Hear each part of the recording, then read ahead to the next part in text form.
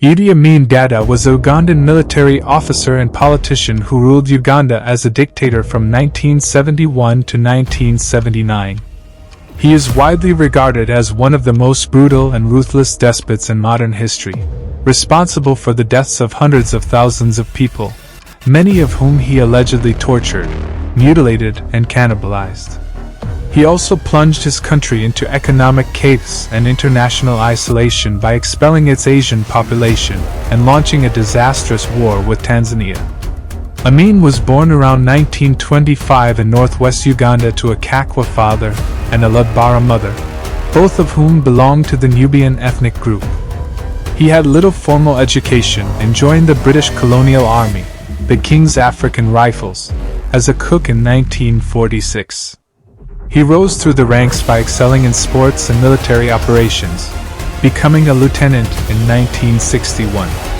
After Uganda gained independence from Britain in 1962, Amin remained in the army and was appointed commander of the Uganda Army in 1965 by President Milton Obote, who had led the independence movement. However, Amin soon became dissatisfied with Obote's socialist policies and his marginalization of the Nubian community. He also feared that Obote was planning to arrest him for misusing army funds. In January 1971, while Obote was attending a summit in Singapore, Amin staged a coup and seized power. He declared himself president and promised to restore democracy, peace, and prosperity to Uganda. He initially enjoyed popular support from many Ugandans who saw him as a charismatic and nationalist leader who could free them from foreign domination and corruption. However, Amin soon revealed his true nature as a paranoid and megalomaniacal tyrant who ruled by fear and violence. He abolished the constitution, banned political parties, suspended elections, censored the media, and created a network of secret police and informers to spy on and eliminate his opponents. He also purged the army and the government of anyone he suspected of disloyalty or ethnicity, especially those from Obote's tribe, the Langi, and their allies, the Akoli.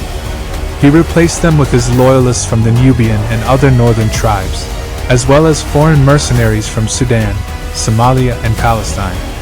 Idi Amin was also notorious for his alleged cannibalism, which he reportedly practiced as a way of intimidating his enemies and demonstrating his power. According to some sources, he threw corpses to crocodiles, held talks with the decapitated heads of his victims kept in a freezer, and even ate the flesh and organs of some of his opponents. He also claimed to have supernatural abilities and to be in contact with God, who supposedly told him to annex parts of Kenya and support Palestinian terrorists. He was a delusional and sadistic ruler who caused immense suffering and horror to millions of Ugandans.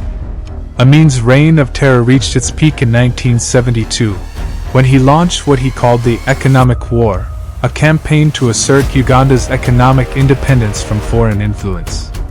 The main target of this campaign was the Asian community, which comprised mostly Indians and Pakistanis who had settled in Uganda during the colonial era. They dominated the trade, industry, and professional sectors of the economy, owning about 90% of Uganda's businesses. Amin accused them of exploiting and cheating the African majority, and ordered them to leave the country within 90 days or face confiscation of their properties and assets. About 50,000 to 70,000 Asians were forced to flee Uganda, leaving behind their homes, shops, factories, and farms. The expulsion of the Asians had a devastating impact on Uganda's economy, which collapsed without their skills, capital, and management. The businesses that were left behind were either taken over by Amin's cronies or allocated to inexperienced and unqualified Africans who lacked the resources and expertise to run them. Many of them were looted or abandoned, resulting in shortages of goods and services, inflation, unemployment, and poverty. Amin also nationalized many foreign-owned companies and severed diplomatic ties with many countries that criticized his policies, such as Britain, Israel, and India. He turned to Libya's Muammar Gaddafi, Zaire's Mobutu Sese Seko, the Soviet Union, and East Germany for financial and military aid. Amin's foreign policy was also marked by aggression and adventurism. In 1972, he claimed that God had told him to annex parts of Kenya that he said belonged to Uganda historically. He also supported rebel groups in neighboring countries such as Sudan and Rwanda. In 1976, he allowed Palestinian hijackers to land a plane carrying Israeli hostages at Entebbe Airport, where they were rescued by Israeli commandos in a daring raid that embarrassed Amin internationally. In 1978, he invaded Tanzania to annex its Kagera region that he claimed was part of Uganda. This provoked a counterattack by Tanzanian forces backed by Ugandan exiles loyal to Obote. They quickly overran Amin's poorly trained and demoralized army and captured Kampala in April 1979. Amin fled into exile first to Libya, then to Saudi Arabia, where he lived until his death in 2003. He never faced justice for his crimes against humanity nor expressed any remorse for his actions. He left behind a legacy of horror and misery for millions of Ugandans who suffered under his dictatorship. He also left behind a country that was ruined economically, socially and politically, and that would take decades to recover from his misrule. Amin fled into exile first to Libya, then to Saudi Arabia, where he lived until his death in 2003. He never faced justice for his crimes against humanity nor expressed any remorse for his actions. He left behind a legacy of horror and misery for millions of Ugandans who suffered under his dictatorship. He also left behind a country that was ruined economically, socially and politically, and that would take decades to recover from his misrule. Thank you for watching this video. I hope you learned something new and interesting about this controversial and notorious figure in history. If you liked this video, please give it a thumbs up, share it with your friends, and subscribe to our channel for more videos like this.